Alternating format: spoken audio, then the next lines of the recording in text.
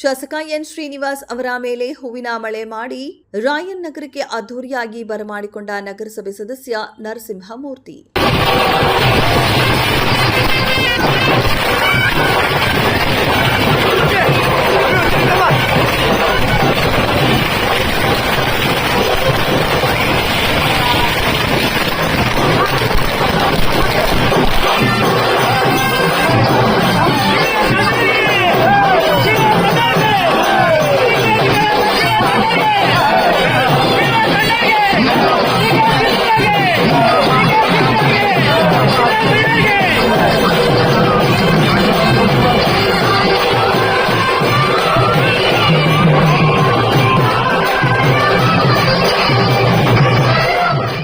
ಬೆಂಗಳೂರು ಹೊರವಲಯ ನೆಲಮಂಗಲ ನಗರಸಭೆ ವ್ಯಾಪ್ತಿಯ ರಾಯನ್ ನಗರದಲ್ಲಿ ನೆಲಮಂಗಲ ಉತ್ಸವ ಪ್ರಯುಕ್ತ ರಾಯನ್ ನಗರ ನರಸಿಂಹಮೂರ್ತಿ ನೇತೃತ್ವದಲ್ಲಿ ರಂಗೋಲಿ ಸ್ಪರ್ಧೆಯನ್ನು ಆಯೋಜನೆ ಮಾಡಲಾಗಿತ್ತು. ಈ ರಂಗೋಲಿ ಸ್ಪರ್ಧೆಯಲ್ಲಿ ಸರಿಸುಮಾರು 500 ಜನ ಮಹಿಳೆಯರು ರಂಗೋಲಿಯನ್ನ ಬಿಡಿಸಿದ್ದರು.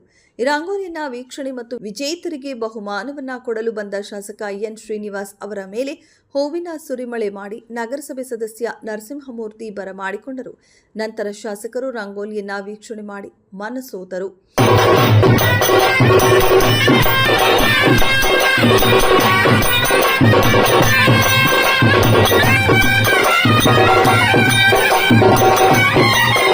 ಅಷ್ಟು ಚೆನ್ನಾಗಿ ರಂಗೋಲಿಗಳನ್ನ ಮಹಿಳೆಯರು ಬಿಡಿಸಿದ್ರು.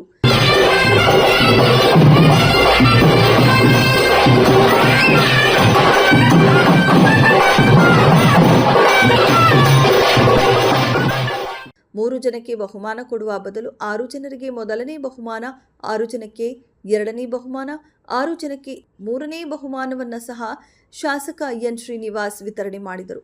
ನಂತರ ರಂಗೋಲಿ ಸ್ಪರ್ಧೆಯಲ್ಲಿ ಭಾಗವಹಿಸಿದ ಎಲ್ಲಾ ಮಹಿಳೆಯರು ಸಮಾಧಾನಕರ ಬಹುಮಾನವನ್ನ ವಿತರಿಸಿದರು.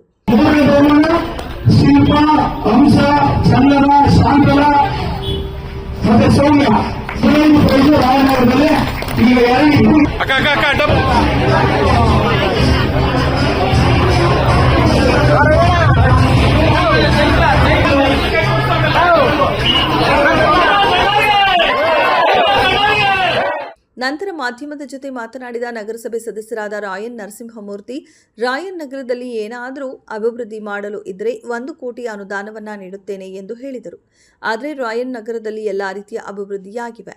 ರಾಯನ್ ನಗರದಲ್ಲಿ ಇರುವ ಬಡಜನರಿಗೆ ಒಂದು ಜಾಗ ಅಥವಾ ಒಂದು ಸೈಟನ್ನು ಕೊಟ್ಟರೆ ಅವರು ಬದುಕು ಕಟ್ಟಿಕೊಳ್ತಾರೆ ಎಂದು ನಾವು ಮನವಿ ಮಾಡಿದ್ದೆವು. ಅದಕ್ಕೆ ಕೂಡಲೇ ಸ್ಪಂದಿಸಿದ ಶಾಸಕ ಎನ್ ಶ್ರೀನಿವಾಸ್ ನಗರಸಭೆ ವ್ಯಾಪ್ತಿಯಲ್ಲಿ ಜಾಗವನ್ನು ಗುರುತಿಸಿ ಅಪಾರ್ಟ್ಮೆಂಟ್ ರೀತಿಯಲ್ಲಿ ಕಟ್ಟಿ ನಗರಸಭೆ ವ್ಯಾಪ್ತಿಯ ಎಲ್ಲಾ ಬಡವರಿಗೆ ಒಂದು ಮನೆಯನ್ನ ಕೊಡುತ್ತೇನೆ ಎಂದು ಆಶ್ವಾಸನೆ ನೀಡಿದ್ದಾರೆ ಮತ್ತು ರಂಗೋಲಿಯನ್ನ ನೋಡಿ ತುಂಬಾ ಖುಷಿಪಟ್ಟರು. ನೆಲಮಂಗಲ ನಗರಸಭೆ ವ್ಯಾಪ್ತಿಯಲ್ಲಿ ಅತಿ ಹೆಚ್ಚು ರಂಗೋಲಿ ಬಿಡಿಸಿರುವ ಪಟ್ಟಿಯಲ್ಲಿ ಮೊದಲನೆಯದು ನಾರಾಯಣಗೌಡರು ವಾರ್ಡ್, ಎರಡನೆಯದು ರಾಯನಗರ ಆಗಿದೆ ಎಂದು ತಿಳಿಸಿದ್ದಾರೆ. ನಮ್ಮ ಗ್ರಾಮಕ್ಕೆ ಬಂದು ಭೇಟಿ ನೀಡಿ ವಿಜೇತರಿಗೆ ಬಹುಮಾನವನ್ನು ಶಾಸಕರು ವಿತರಿಸಿದರು. ನೆಲಮಂಗಲ ತಾಲೂಕನ್ನು ಅಭಿವೃದ್ಧಿಪಡಿಸಿರುವ ಏಕೈಕ ಶಾಸಕ ಅಂದರೆ ಅದು ಎನ್ ಶ್ರೀನಿವಾಸ್ ಮಾತ್ರ ಎಂದು ಸಂತಸ ವ್ಯಕ್ತಪಡಿಸಿದರು. ಬಹಳ ಸಂತೋಷ ಆಗ್ತದೆ. ಯಾಕೆಂದರೆ ನಮ್ಮ ಇಡೀ ಕ್ಷೇತ್ರದಲ್ಲೇ ಇಷ್ಟು ವರ್ಷಗಳ ರಾಜಕೀಯ ಜೀವನದಲ್ಲಿ ಒಂದು 27 ವರ್ಷ ರಾಜಕೀಯ ಜೀವನ ನಮ್ಮದು. ಇಲ್ಲಿವರೆಗೂ ಯಾರು ಸಹ ಈ ರೀತಿ ಅಭಿವೃದ್ಧಿಗಳನ್ನು ಮಾಡಿರಲಿಲ್ಲ. ಮೊನ್ನೆ ಶಾಸಕರು 1500 ಕೋಟಿ ವರ್ಷ ನೆಲಮಂಗಲ ತಂದು ಅಭಿವೃದ್ಧಿಯನ್ನು ಮಾಡಿರ್ತಕ್ಕಂಥವ್ರು, ಅಭಿವೃದ್ಧಿ ಹರಿಕಾರ ಅಂತ ಹೆಸರು ಮಾಡಿರ್ತಕ್ಕಂಥವ್ರು ಇವರು. ಇವತ್ತು ಸೊಂಡೆಕೊಪ್ಪ ರಸ್ತೆ ಆಗಿರ್ಬೋದು, ಈ ಗೊಲ್ಲಳ್ಳಿ ರಸ್ತೆ ಆಗಿರ್ಬೋದು, ಕೆಮ್ಮಿನಹಳ್ಳಿ ರಸ್ತೆ ಆಗಿರ್ಬೋದು ಅಥವಾ ತ್ಯಾಮಂಗಲ ರಸ್ತೆ ಆಗಿರ್ಬೋದು, ಎಲ್ಲವನ್ನು ಮೇಲ್ದರ್ಜೆಗೇರಿಸಿ ಡಬಲ್ ರಸ್ತೆ ಮಾಡಿರ್ತಕ್ಕಂಥದ್ದು ನಾವು ಎದೆ ತಟ್ಟಿ ಹೇಳ್ಕೊಬೋದು ನಾವು ಇವತ್ತು. ಆಮೇಲೆ ಶಾಸಕರು ಏನಂದರೆ ಎಲ್ಲ ಲೀಡ್ರುಗಳು ನಮ್ಮ ಮನೆ ಬಾಗಿಲು ಬರ್ತಾರೆ, ರಾಜಕೀಯ ಲೀಡ್ರುಗಳು ಮತ್ತು ಗಂಡಸುಗಳೆಲ್ಲ ನಮ್ಮ ಮನೆ ಬಾಗಿಲು ಬರ್ತಾರೆ. ಹೆಣ್ಮಕ್ಳು ನಮ್ಮ ಮನೆ ಬಾಗಿಲು ಬರ್ತಾ ಇಲ್ಲ.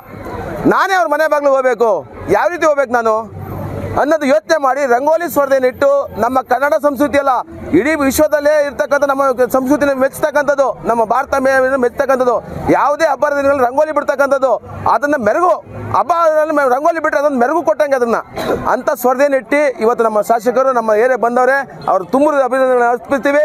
ನಾವು 530 ರಂಗೋಲಿಗಳನ್ನು ಬಿಟ್ಟಿರ್ತಕ್ಕಂಥ ನಮ್ಮ ಏರಿಯಾದಲ್ಲಿ ಇವತ್ತು ಭಾಳ ಅತಿಯಾಗಿ ಬಿಟ್ಟಿರ್ತಕ್ಕಂಥದ್ದು, ಭಾಳ ಪಕ್ಷದಲ್ಲೂ ಸಹ ಅಷ್ಟು ನಿಷ್ಠೆ ಇರ್ತಕ್ಕಂಥ ನಮ್ಮ ಜನಾಂಗದವರು ಎಲ್ಲರೂ. ಇವರಿಗೆ ನಾನು ಮಾನ್ಯ ಶಾಸಕರಿಗೆ ಅಭಿನಂದನೆ ಸಲ್ಲಿಸೋದಕ್ಕೆ ನಮ್ಮ ಏರಿಯಾ ಪರವಾಗಿ, ನಮ್ಮ ರಾಯನಗರದ ಪರವಾಗಿ, ಎಲ್ಲರ ಪರವಾಗಿ ಅವ್ರನ್ನ ತುಂಬ ಅಭಿನಂದನೆಗಳನ್ನು ಅರ್ಪಿಸ್ತಿದ್ದೇನೆ. ಮಾನ್ಯ ಶಾಸಕರು ನನ್ನ ಮನವಿ, ನಮ್ಮ ಹುಡುಗರೆಲ್ಲ ಅದನ್ನೇ, ನಮ್ಮ ಏರಿಯಾ ಹೆಣ್ಮಕ್ಳೆಲ್ಲ ಅದನ್ನೇ ಕೇಳೋದು. ಇಲ್ಲಿಗೆ 30-35 ವರ್ಷ ಆಯಿತು. 244, 245 ಅದನ್ನು ವಸತಿಹೀನರಿಗೆ ಹಂಚಬೇಕಂತ ಮಾಡಿರ್ತಕ್ಕಂಥದ್ದು. ಅವತ್ತು ಅದನ್ನು ಕೇಸಾಗಿ ಮುಗಿಲು ಬಿಟ್ಟಿದ್ದು, ಮೂಲೆ ಬಿದ್ದಿದ್ದು, ಇವತ್ತುವರೆಗೂ ಅದನ್ನ ಇದಾಗಿಲ್ಲ. ಅದರಿಂದ ಮಾನ್ಯ ಶಾಸಕರು ಕೇಳೋದೇನೆಂದರೆ, ಒಂದೊಂದು ಮನೆಗೆ 3 ಜನ 2 ಜನ ಫ್ಯಾಮಿಲಿಗಳಿದ್ದೀವಿ ಒಂದೊಂದು ಮನೆಗೆ. ಅವ್ರಿಗೆ ಇವತ್ತು ಬೇರೆ ಕಡೆ ಮನೆ ಮಾಡ್ಕೊಳ್ಳೋಕ್ಕೆ ಬಡವರು ನಾವು ಎಲ್ಲಿ ಹೋಗೋಣ, ಎಲ್ಲಿ ಸೈಟ್ ತೊಗೊಳಕ್ಕಾಗತ್ತೆ ಇವತ್ತಿನ ಕಾಲದಲ್ಲಿ? ಅದಕ್ಕೆ ಮಾನ್ಯ ಶಾಸಕರು ಮನವಿ ಮಾಡಿದ್ದೀವಿ. ಇವತ್ತೇನು ಅಪಾರ್ಟ್ಮೆಂಟ್ ಎಲ್ಲ ಮಾಡಿ ಮಾಡಿಕೊಡ್ತೀನಿ ಅಂತೇಳಿ ಭರವಸೆ ಕೊಟ್ಟವ್ರೆ. ಅವರಿಗೆ ನಾವು ಎಲ್ಲರ ಪರವಾಗಿ ನಾವು ಅವ್ರನ್ನ ಸ್ವಾಗತವನ್ನು ಬಯಸ್ತೀವಿ ಮತ್ತು ಅವ್ರಿಗೆ ಧನ್ಯವಾದಗಳನ್ನು ಅರ್ಪಿಸ್ತೀವಿ.